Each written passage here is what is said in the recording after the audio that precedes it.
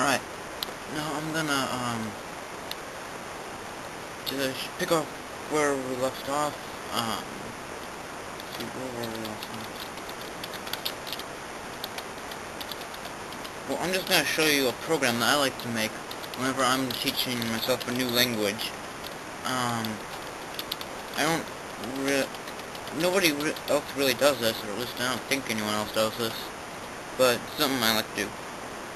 Alright, what it's going to do is it's basically going to print out 99 bottles of beer on the wall, the lyrics to it.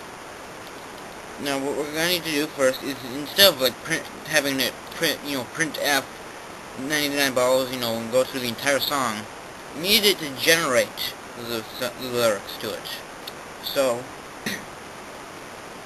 first we're going to need a variable for beer. Now we have a bunch of choices for what kind of variable we want it to be.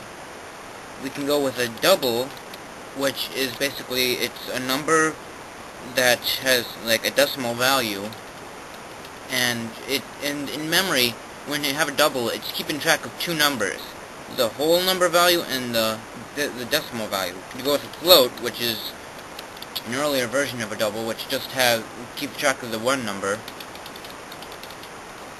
We can go with a character, which is basically a character, or we could go with an integer. Now, since we're not going to need to actually, since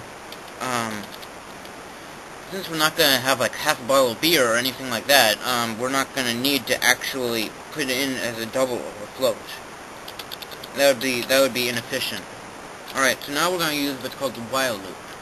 Basically, we're going to have it go through the same instructions again and again, as long as beer is greater than 1, or greater than or equal to 1. You see? So it's going to be doing the stuff in between this and this, while this is true. And the way it processes this thing right here is it figures out if this is true or false, and replaces it with either the word true or false. And then if it's true, it'll look at it and say, okay, so it's true, then I'm going to go through this again. If it's false, it just skips over the entire thing.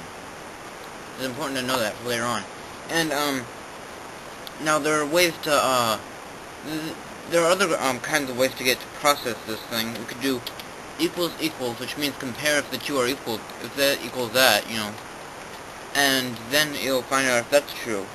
A single equal sign means that we're setting it to 1. We could do less than, or we could just do greater than. We could do not equal to. The exclamation point is considered not in this. Well, we're gonna go with greater than or equal to. Another thing for this conditional stuff is if we put 2 ampersands, as they're called, or and signs, we'll get it to, that way we can add another expression, another condition, and it'll only run if both of those conditions are true. If we put this, and the sign is right above your backward slash key, then it'll only do it if one or the other is true, one or the other of the conditions. I hope that makes sense, but if you don't get it, then don't worry, later on I'll show you more examples. But right now, we're just gonna have it print that out. Alright, to get it to print out an integer, you have to have it like %d. We put in our, what's called a string.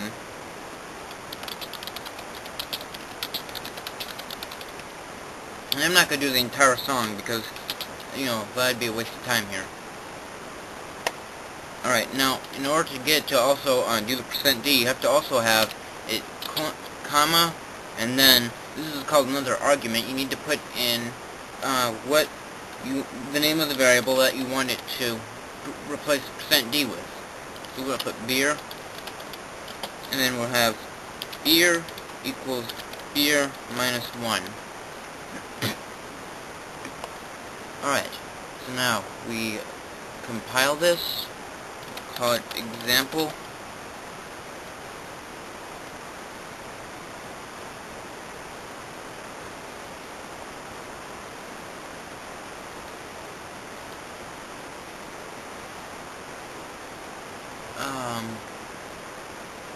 Wait.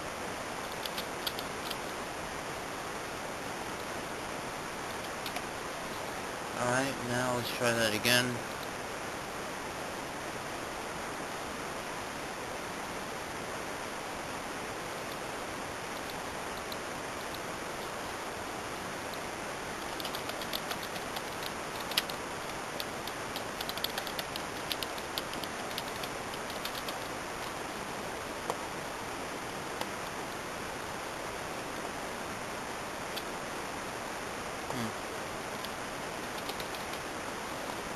Okay, so that's how you do that, basically. There are also other ways to loop through things. Now, let's see. In assembly, the language this is compiled into, there's a thing called goTo. Basically, you have something, we'll call it, it's called a marker, I think, or something like that, I don't know. It's, basically, put it in, call this loop, and we can use anything instead of the word loop, but I'm gonna go with that. Then we go to loop, and then it'll jump from here where it's at when it reaches it, and then it'll go and be back here and go through these instructions again. See? And I can use like an if statement, which an if statement is basically if, and then I put in condition. It's kind of like in the while loop. And again, don't worry, I'll teach you about some more about that later with more examples. And then if this condition in here is true, then it'll go through the code from here to here. You see? If it's not true, then it won't.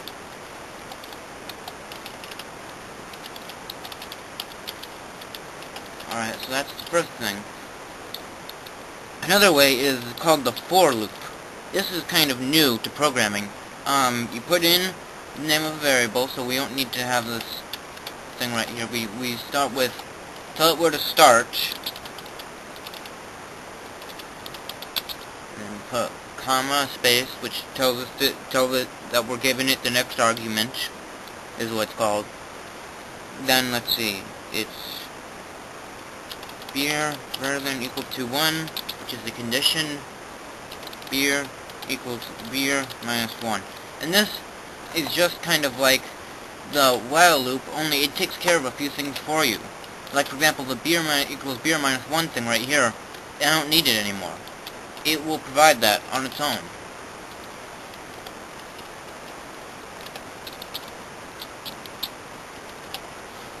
You see? It makes the variable, then it checks the variable. This is how it checks it every time. And this is how it updates the variable. You see? And those are pretty much the only methods I'm really aware of for how to get it to do this.